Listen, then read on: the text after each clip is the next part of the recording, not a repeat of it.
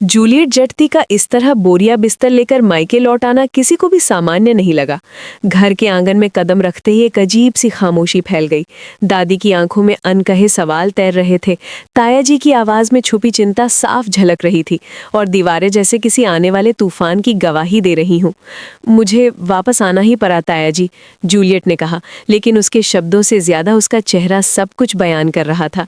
ये वापसी किसी जिद या नाराजगी की नहीं, बल्कि मजबूरी, डर और एक बड़े खतरे की आहट थी। जब दादी ने धीरे से पूछा कि ससुराल में कोई झगड़ा तो नहीं हुआ, जूलियट ने सिर झुका लिया। उसकी यही चुप्पी पूरे घर पर भारी पड़ गई। अभी वो इस बोझिल माहौल से संभल भी नहीं पाई थी कि उसके फोन पर एक धमकी भरा मैसेज चमका। अगर अभी के अभी इस घर से नहीं गई तो ये फुटेज हर फोन में होगी। एक पल में साफ हो गया कि मामला सिर्फ रिश्तों का नहीं, बल्कि इज्जत, सच और झूठ की जंग का है।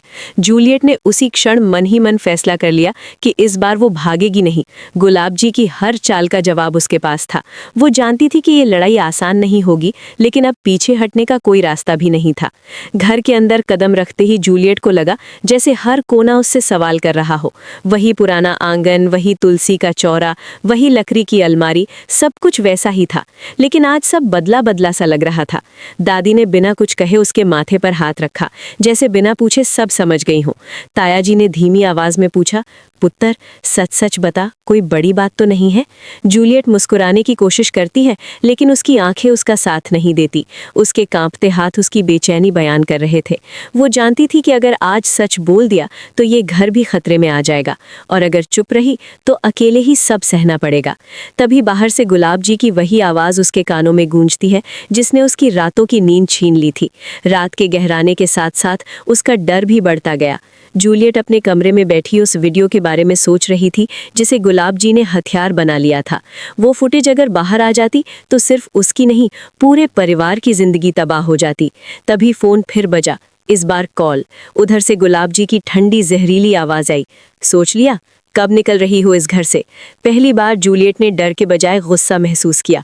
उसने सख्त लहजे में कहा, आप जो सोच रही हैं वैसा नहीं होगा। उधर से हल्की हंसी सुनाई दी, देखते हैं बेटी, देखते हैं। अगली सुबह घर का माहौल और भी अजीब था। दादी पूजा की तैयारी कर रही थी, ताया जी बार बार अखबार उलट रहे थे, और जूलियट, वो पहली बार असामान्य रूप से शांत दिख रही थी, जैसे मन ही मन कोई बड़ी लड़ाई जीत चुकी हो। उसने तय कर लिया था कि अब वो गुलाब जी के खेल का हिस्सा नहीं बनेगी, बल्कि खेल पलटेगी। उसने अपना पुराना फोन ऑन किया, जिसे उसने शादी के बाद कभी इस्तेमाल नहीं किया था। उसी फोन में वे सबूत थे जो गुलाब जी को बेनकाब कर सकते थे। उधर गुलाब जी भी खाली नहीं बैठी थी। पड़ोस में फुसफुसाहटें शुरू हो गईं, रिश्तेदारों के फोन आने लगे, सब ठीक तो है? ये सवाल जूलियट को अंदर तक चीर रहे थे, लेकिन वो टूटी नहीं। हर कॉल पर उसका एक ही जवाब था, सब ठीक है, जबकि सच ये था कि कुछ भी ठीक नहीं था। इसी बीच जूलियट को पता चलता है कि वो फुटेज सिर्फ गुलाब जी के पास नहीं है, बल्कि किसी तीसरे शख्स का भी इसमें हाथ है। अब ये सिर्फ बदले की लड़ाई नहीं, बल्कि भरोसे और धोखे की जंग बन चुकी है। जूलियट रात भर जागकर हर कड़ी जोड़ती रही, कौन, कब और क्यों। हर जवाब के साथ एक नया सवाल पैदा होता रहा।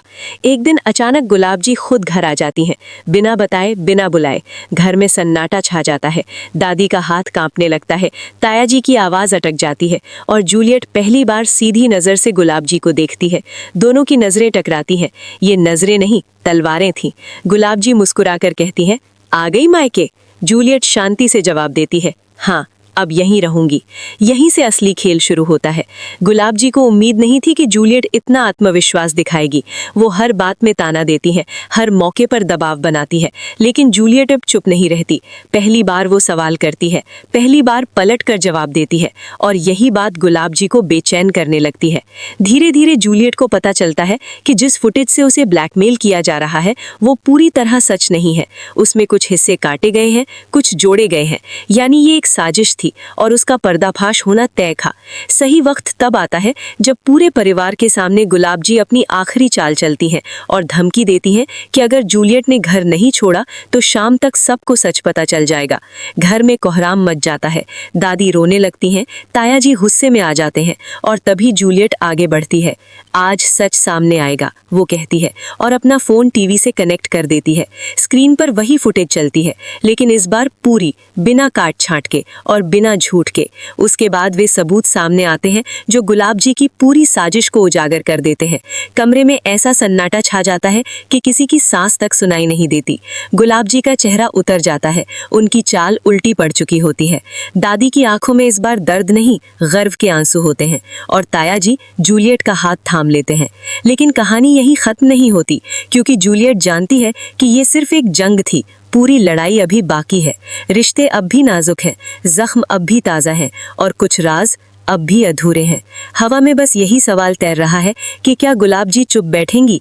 क्या जूलियट की ये जीत आखिरी है या अगला तूफान इससे भी ज्यादा खतरनाक होगा?